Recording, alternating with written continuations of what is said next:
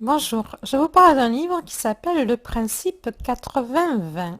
C'est un livre qui a été souvent proposé par les auto-entrepreneurs ou les chefs d'entreprise quand ils posent la question à Olivier Roland, quel est le livre que vous conseillez de lire?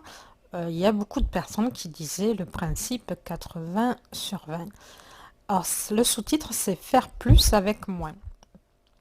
Et moi, je trouve que c'est un livre. Alors, moi, il m'a passionné ce livre. Enfin, je ne l'ai pas tout à fait fini. Il me manque quelques pages. Mais c'est vraiment un livre que j'ai dévoré assez vite. Alors qu'il y a beaucoup. Il y a vraiment beaucoup d'informations dessus. C'est pas un livre qui se lit comme un roman, mais il m'a passionné. Puis je pense même que je vais le relire. C'est un livre qui va faire partie, qui va me suivre. Je vais pas le prêter. Voilà, c'est vraiment un livre qui, bon, en plus, il est pas en format poche, hein. Je l'ai payé le prix en conséquence. Je l'ai pas trouvé d'occasion. C'est dans les éditions de l'Homme. Alors, c'est un grand livre et puis il est écrit gros, donc c'est quand même agréable à lire. Alors, je vous lis ce qu'il y a écrit derrière. Ce livre provocateur soutient et fait preuve que l'on peut accomplir davantage en fournissant beaucoup moins d'efforts, de temps et de ressources.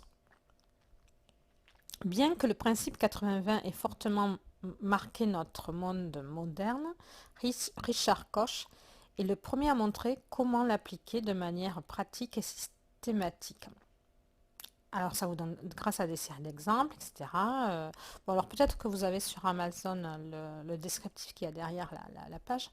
Alors je vais vous aller un peu plus loin. Saviez-vous par exemple que 20% de la production d'une entreprise entraîne 80% de ses ventes et de ses profits, et que 20% des clients de cette même entreprise génèrent 80% de ses bénéfices, et que 20% de nos efforts nous rapportent la plus grande part de réussite. Nous pouvons améliorer considérablement notre efficacité. Alors voilà, donc ça parle d'à la fois, par exemple, moi je l'ai utilisé pour une, une autre chaîne qui s'appelle l'Univers de Paloma, qui est une chaîne d'humour marionnette décalé. Alors il y a pour adultes et pour enfants. Et je me suis rendu compte qu'en effet, il n'y avait que 20% des vidéos qui étaient le plus vues ou qui étaient ce qui faisait pour 200 vidéos, 40 vidéos vraiment que les gens regardaient, etc. Et je me suis dit que si j'applique le principe 80-20 même sur YouTube, au lieu comment vous expliquer ça? Au lieu de m'éparpiller, de stimuler, de faire les vignettes pour toutes les vidéos, au lieu de mettre les sous-titres pour toutes les vidéos, etc., eh bien, je vais me concentrer juste sur les vidéos qui sont les plus vues ou les plus appréciées pour avoir plus de vues.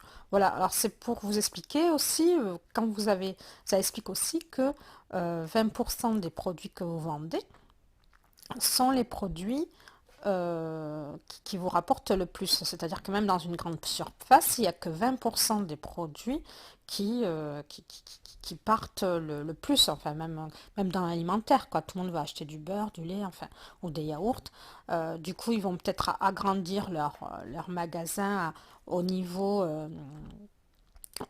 de ces achats-là, puisque ils vont agrandir les étalages, puisque c'est ce qu'ils vendent le plus. Enfin, voilà, donc ça c'est pour... et puis de même pour vos clients, même si vous êtes vendeuse en produits de beauté, par exemple, concentrez-vous vraiment sur vos bons clients, sur vos bonnes clientes qui vous font le plus d'achats. Essayez de leur offrir des cadeaux, rappelez-les pour savoir comment elles vont. Voilà, en gros, ça dit ça. De pas gaspiller son énergie, parce qu'on gaspille tous beaucoup d'énergie. Quand on lit ce livre, on se rend compte qu'on gaspille pas mal d'énergie. Ensuite, là, je vais vous lire deux pages que j'ai choisies. J'ai choisi, ben voilà, là, je suis un peu longue pour ce livre parce il me passionne. J'ai choisi de vous lire pour la gestion du temps. parce qu'il y a aussi le principe 80-20 sur la gestion du temps. Et donc, je vous parle des 10 utilisations du temps les moins valables. Donc, quelles sont les activités qui vous font perdre du temps ou qui sont les moins valables et les 10 utilisations du temps les plus valables. Alors, première activité du temps les moins valables.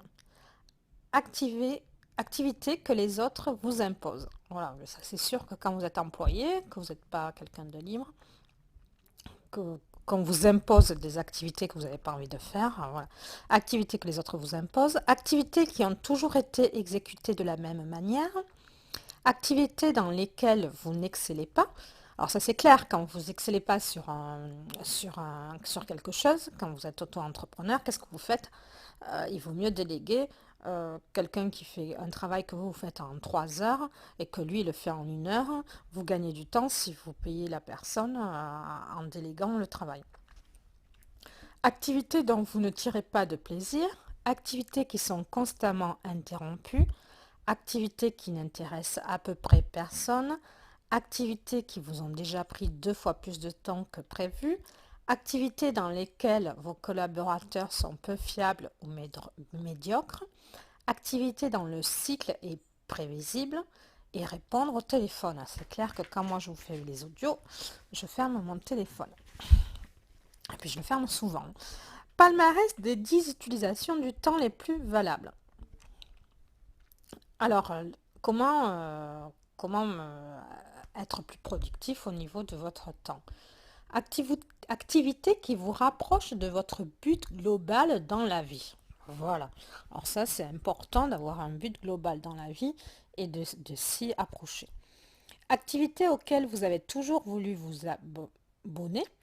Activité qui présente déjà un rapport temps-résultat du type 20-80. Manière innovatrice de faire les choses qui réduisent le temps nécessaire ou qui amplifient la qualité des résultats. Activités impossibles selon les autres. Activités qui ont réussi à d'autres dans d'autres domaines. Activités qui font appel à votre créativité. Activités dont vous pouvez confier l'exécution à d'autres avec peu d'efforts de votre part. Activités dans lesquelles vos collaborateurs ont déjà transcendé la règle 80-20 du temps et qui font appel à un emploi du temps excentrique et efficace. Activités du type maintenant ou jamais. Voilà.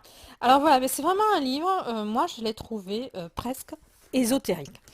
C'est le livre de l'entrepreneur, c'est le livre à avoir, c'est le livre ésotérique de l'entreprise ou de l'entrepreneuriat. Donc je ne sais pas si je le classerai en développement personnel dans la playlist ou dans une autre playlist. Peut-être que je vais faire une playlist de l'entrepreneuriat. Vous avez le lien dans le descriptif et puis je vous dis à bientôt sur quel livre.